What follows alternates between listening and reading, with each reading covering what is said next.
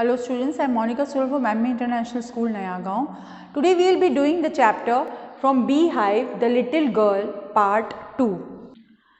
Now here she was like when she got scolding, जब उसकी father ने उसको डांटा तो वो अपने रूम में जाके वो रो रही थी और एक जगह पे बस जस्ट स्टेयर कर रही थी. And she lay in the shadow room watching the evening light make a sad little pattern on the floor. Then father came into the room with a ruler in his hand. अब उसके father एक ruler scale लेके आए room के अंदर. I am going to beat you for this, he said. Oh no no, she scream hiding under the bed clothes. अब वो तो और डर गई कि उसके फादर मारेंगे, तो वो बहुत बेचारी पहले ही डरती थी वो तो फादर से, तो वो और डर गई. He pulled them aside. Sit up, he ordered, and hold out your hands. You must be taught once and for all not to touch what does not belong to you. अब उनने क्या बोला कि नहीं, तुम जल्दी से उठ के बैठो और तुम्हें इसका पनिशमेंट मिलना चाहिए, क्योंकि यू शुड नो दैट जो चीज़ काम की है वो बिना पूछे आप कैसे ले सकते हो. So you should learn the lesson from this, na? So that is why he told her to get up. Now, but it was for your birthday. Now she said that ये तो मैंने आपके बर्थडे के लिए बनाया था, इसीलिए मैंने देखा नहीं बिट्स, उसके बिट्स कर दिए just because I wanted to prepare a surprise for your birthday.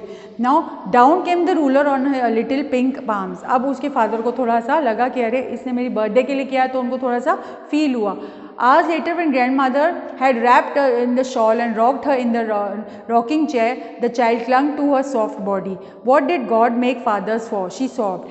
अब उसको बार बार उसके फादर के लिए और अपनी ग्रैंडमदर को वो बोल रही थी कि फादर्स को बनाया ही क्यों है, because every time she used to get scolding, तो उसको बहुत बुरा लगता था. तो वो अपनी दादी से ही डिस्कस करती थी कि ऐसा क्यों है, वो मुझे प्यार क्यों नहीं करते, हम जब देखो जब वो मुझे डांटते क्यों रहते हैं.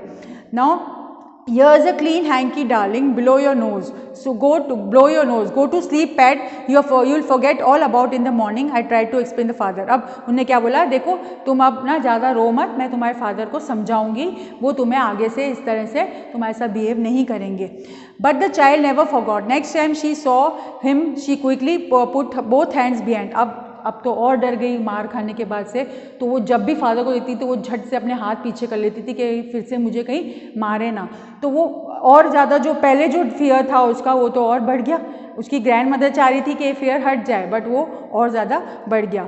द मैकडोनल्ड्स, अब मैकडोनल्ड्स एक फैमिली थी जो उनके नेक्स्ट डोर रहती थी. अब वहाँ वो जब भी देखती थी अपनी विंडो में से, तो वो देखती थी कि वो फादर अपने बच्चों के साथ किस तरह से खेल रहे हैं, how loving he was. Every time he used to play, he used to laugh with their children. और वो सारा देख के उसको और फील होता था कि मेरे फादर ऐसे क्यों नहीं है, मेरे फादर मैकडोनल्ड्स के जैसे क्यों नहीं है, वो इस तरह से बिहेव क्यों नहीं करते मेरे साथ, वो तो बच्चों के साथ खेलते हैं, ये मेरे को जब देखो जब डांटते रहते हैं. तो ये चीज़ उसको जब देखी, जो she was the father with the baby Mao and on his shoulder, सब बच्चे उसके शोल्डर पे खेल रहे हैं, कूद रहे हैं, और वो कुछ उनको डांट भी नहीं रहा.